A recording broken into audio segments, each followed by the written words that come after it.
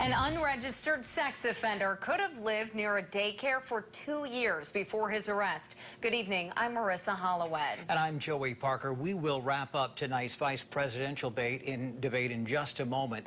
But first, prosecutors charged Gregory Moore today. ABC 17's Lucas Geiser has been digging into Moore's case and is joining us live on Ripley Street in Columbia.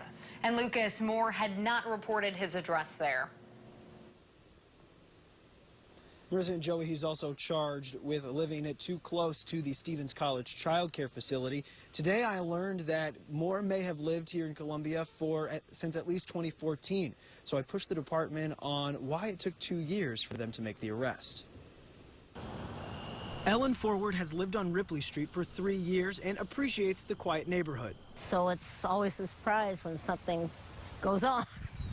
That something went on Monday morning. The Boone County Sheriff's Department arrested Gregory Moore at 110 Ripley Street for several reasons. We had recently learned that a convicted sex offender was living at that address and that he had not registered. Moore pleaded guilty to statutory sodomy involving a 16-year-old girl in 1995. A probable cause statement today says Moore told prison officials he was moving to Texas on his release in 2004. Forward didn't know him, but wonders how law enforcement wasn't able to track him. It's because when you're dealing with so many kids in a neighborhood, anything can happen.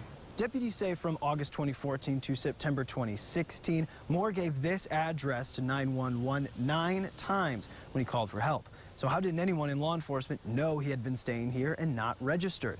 Well, Columbia police tell me that just because you call 911 doesn't mean they know everything about your criminal history. Officer Letitia Stroher wasn't sure the details of the 9 calls for help, but says they often don't check a caller's criminal past. O'Sullivan says it becomes harder to track sex offenders if they're not registering and keeps a close eye on the ones who do. Sex offenders have to report information like where they're living several times a year in the state of Missouri. Now, as far as those calls go, I found at least 3 police reports taken from that apartment Moore was in the last year. I haven't gotten the details exactly what's in those reports yet. Reporting live in Columbia, Lucas Geisler, ABC 17 News. Thanks, Lucas. Moore also faces 2 charges for drugs found in the apartment.